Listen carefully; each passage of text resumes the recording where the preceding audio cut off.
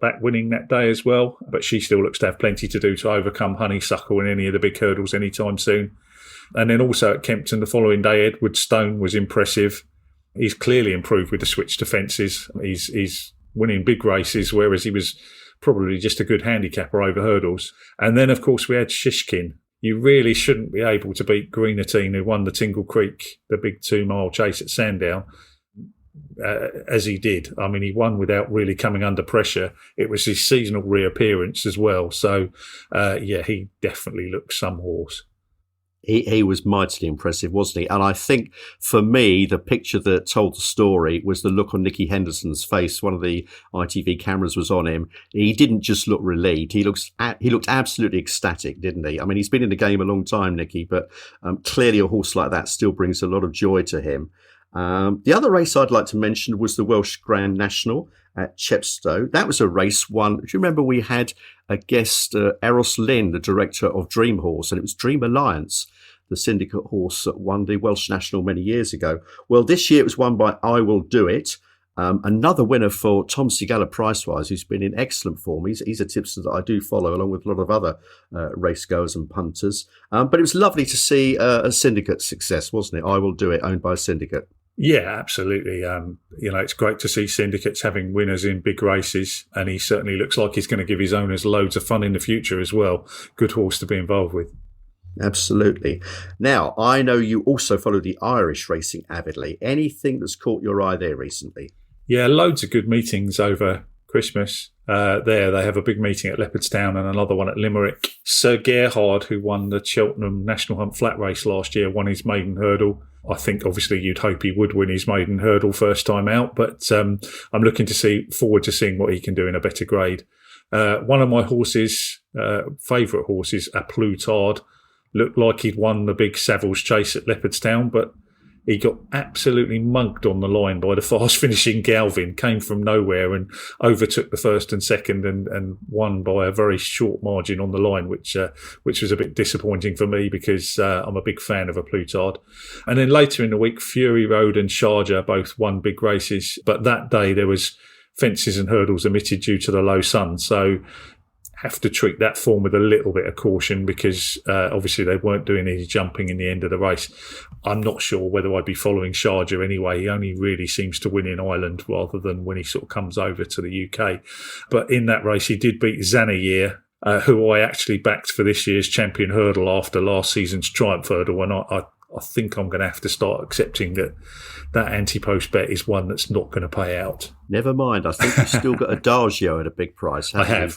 Yeah, well, there we go. Nice big price there. And listen, you've really done your homework there for our listeners. Thank you very much, Phil. I'm sure one or two horses that you mentioned there will go on to great things later on. And remember that you heard it first here on Inside the Rails.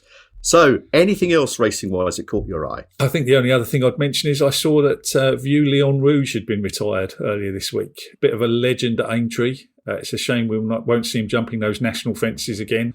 I probably need to defer to you here because I know you've got a soft spot for several of the David Pipe horses, and I'm sure he must have been one of your favourites. Yes, I have followed David Pipe's horses over the years. That really goes back to me following his father, Martin Pipe's horses, which whetted my appetite for national hunt racing. Now, the horse you mentioned, Vieux Leon Rouge, he's retired as a 13-year-old.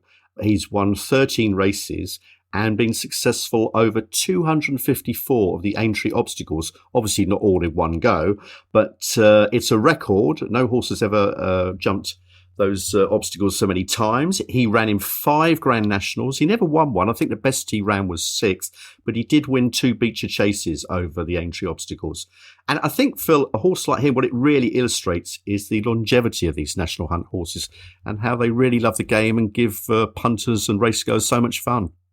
Now, talking about favourite horses being retired, this brings us neatly to our guest, Di Arbuthnot from the charity Retraining of Racehorses, who's on the line now. Hi, Di. How are you? Happy New Year and welcome to Inside the Rails.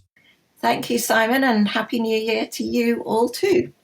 Thank you. Now, Di, Phil and I were just discussing the recent retirement of Vieux Leon Rouge, who's been seen jumping the national fences at Aintree for many seasons, which brings us very neatly into the great work that you do to ensure that our racehorses have a good life after racing.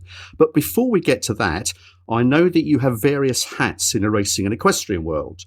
You've represented the UK abroad as a jockey in a World Series. You've been director of the Amateur Jockeys Association. You were a member of the British Horse Racing Board Industry Committee. But you're probably best known as being chief executive for the last 20 years of ROR, the Retraining of Racehorses charity.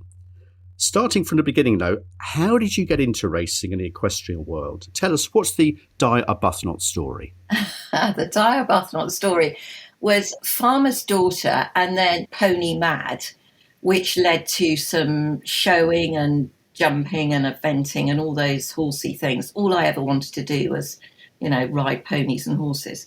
And then my father was very keen on racing and had a couple of point-to-pointers with a friend of his. And at our local point-to-point, it was going to run in the members' race, and its jockey suddenly couldn't ride 2 days before. So he said, "Will you ride it?"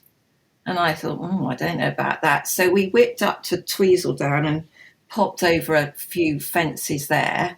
And he said, "Oh, you'll be fine." And so I rode in the members' race, and there were 3 runners, and the other 2 fell. So I'm not saying I rode a winner, but I was the only one that stood up. And that was it. And then I thought, yeah, this is great. And we live very close to Kingsclere, to the Baldings, where obviously Ian was training then. And I started riding out his flat horses, and I was also doing a bit of secretarial work in Lambourne for another trainer. So, and then I was very lucky and had my first ride on the flat for Ian at Ascot on a son of Mill Reef, which sort of, it was that diamond race, and so you had your first ride in that, which was interesting, really. Anyway, he didn't run away with me, and I managed to finish 4th or something. So we got there in one piece. But that was the bug. And then obviously I was still point-to-pointing a bit and had a few winners pointing, which I enjoyed. But I'm quite small, so it was sort of more sensible to go flat racing. And then I married a trainer who had flat horses at the time.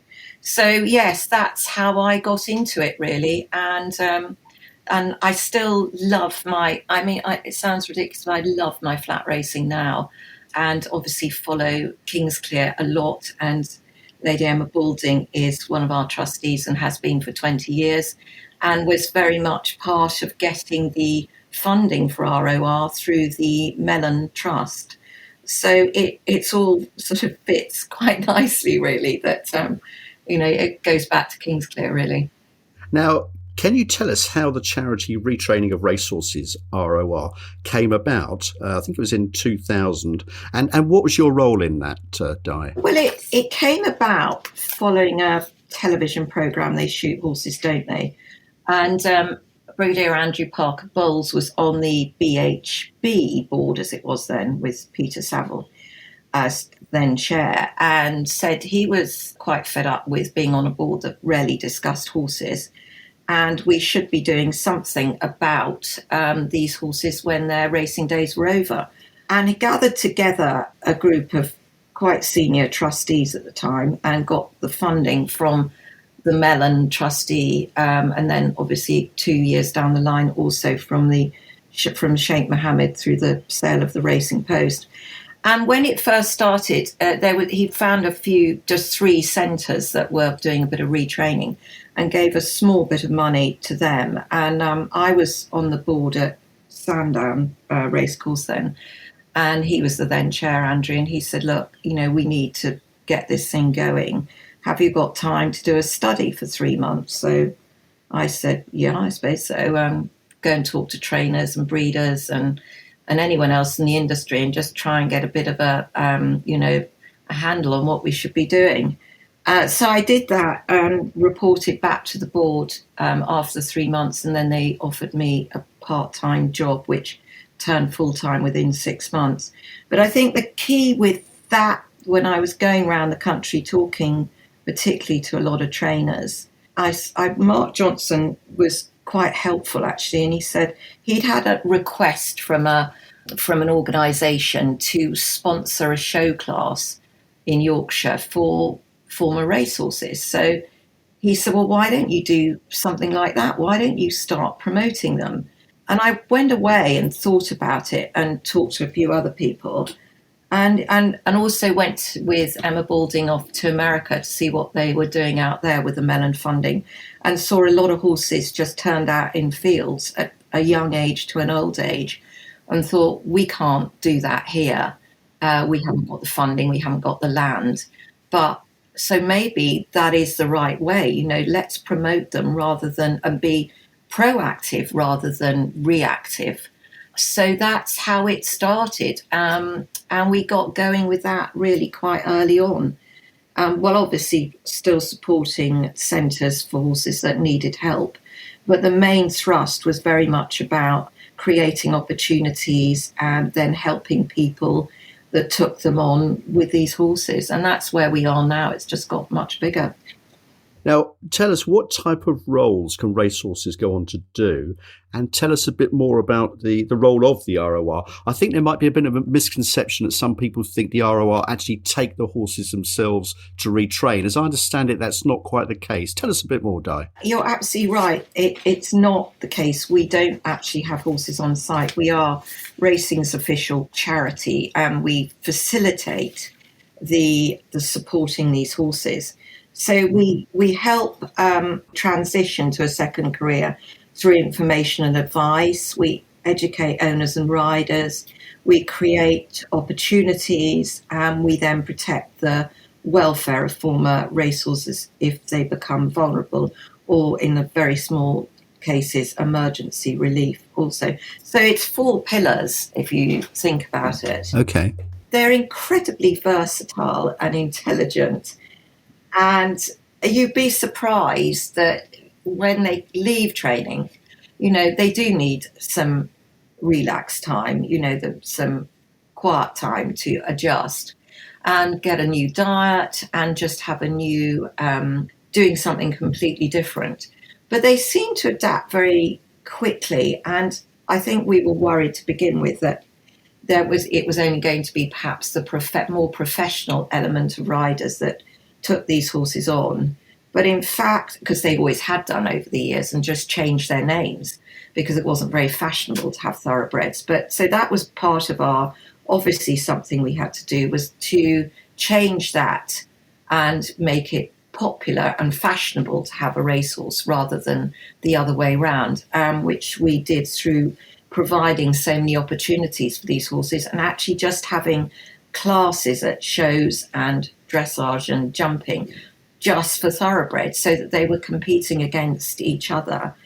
And I think if you, a long time ago, you think about Harvey Smith, who a lot of people obviously won't remember, but he was a very good show jumping rider, and he had a former racehorse, as did his great mate David Broom, and they actually went to top level show jumping. That isn't the case now because show jumping's changed a little bit. So they can't get to top level in show jumping these days, or would struggle. And the same with dressage. Again, there was a thoroughbred that took part in the Olympics a long time ago and won a medal. But again, they can do dressage, and we've got our biggest membership tick boxes for dressage, but at a sort of lower level. But the most popular ones, apart from dressage, is the showing. Because people like taking their horses to some of these lovely shows, which they wouldn't have had a chance to do on perhaps a hunter or a hack. And these classes now have more entries at the county shows and other shows than any other classes. So of course the shows are very keen to have them. And there's all sorts of other things. Polo's huge. There've always been a lot of horses, thoroughbreds in polo. They need the speed. They like the fillies. They like them quite small. So you'd say it's perfect opportunity for those flat horses, say at 3 and 4, that leave training perhaps with not much form, aren't going to the breeding industry. So they become polo ponies. And again, there's a huge amount playing polo cross, obviously a lot hunting still. And I think there's 14 different disciplines I worked out that they can actually adjust to and take part, and we give prizes. So, it's they're really adaptable. That's a really fascinating insight, Di. Thank you. Now, look, the ROR